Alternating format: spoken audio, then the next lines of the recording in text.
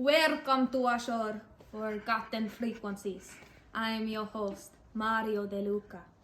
And today I am joined with Louis Brandeis, Margaret Sanger, and Alice Paul.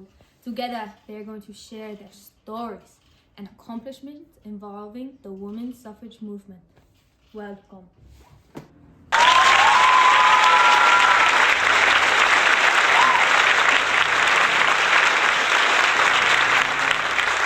Welcome, Mr. Brandeis. Please share your story. Thank you for having me. I'm Louis Brandeis, the first Jewish U.S. Supreme Court Justice. I live with my wife, Alice Brandeis, and our two daughters, Margaret and Elizabeth. I built my successful legal career as the people's lawyer on pro bono work, and I worked on cases that promoted workers' rights and public welfare. In the famous case Mueller v. Oregon in 1908, using evidence from social science, I argued that women should have shorter working hours to protect their health, and the Supreme Court agreed. This became a key case for labor protections. In addition, I supported women entering the legal profession, and I mentored female law students. Women should have the same opportunities to become lawyers as men.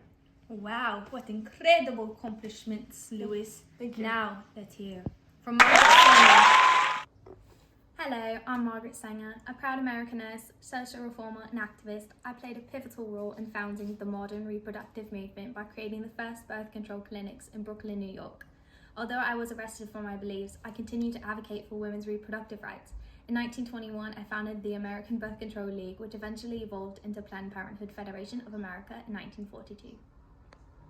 You are truly inspiring, Singer. I too have faced a myriad of struggles in trying to pass the 19th Amendment, giving women in America the right to vote. I've endured arrest, imprisonment, hunger strikes, and harsh treatment for my protest. I founded the National Women's Party, which focused on civil disobedience, organizing large-scale protests, marches, and pickets.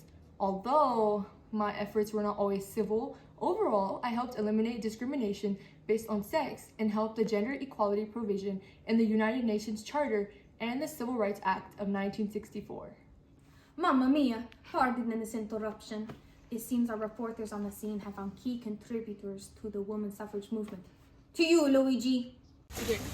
Thank you, Mario. I am joined here by Carrie Chapman Catt, Susan B. Anthony, and Charlotte Perkins Gilman, all here protesting for the women's rights here in America.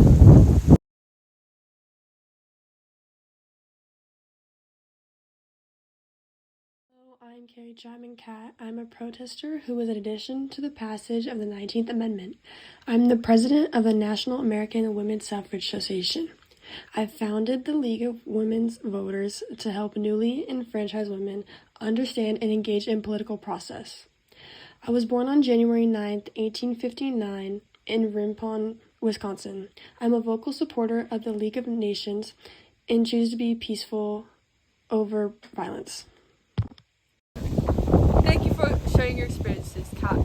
Now we're going to move on to the next person who's volunteered to be with us, Charlotte Perkins Gilman.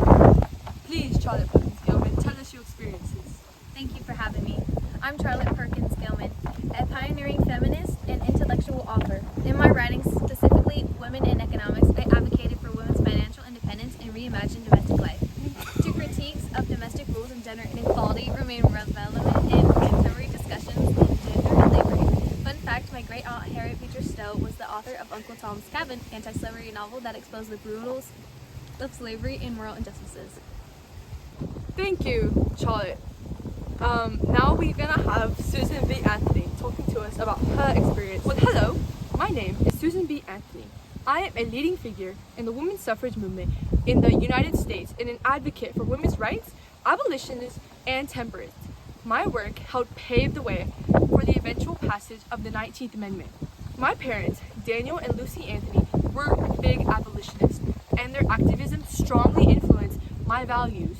I was born on February 15, 1820, in Adams, Massachusetts. I was close with prominent abolitionists like Frederick Douglass and Mark Garrison. When I met Elizabeth Cady Stanton, we fought for the National Women's Suffrage Association in 1869, dedicated to securing voting rights for women. I stand for the rights of all women and always will. Thank you for sharing your stories with us. We hope to see you lovely ladies again, and women strive for what they deserve. Now back to Mario. But it looks like our time is up. Thank you for joining us tonight. I hope you learned a little more about the women's suffrage movement and the amazing people behind it. Have a great night.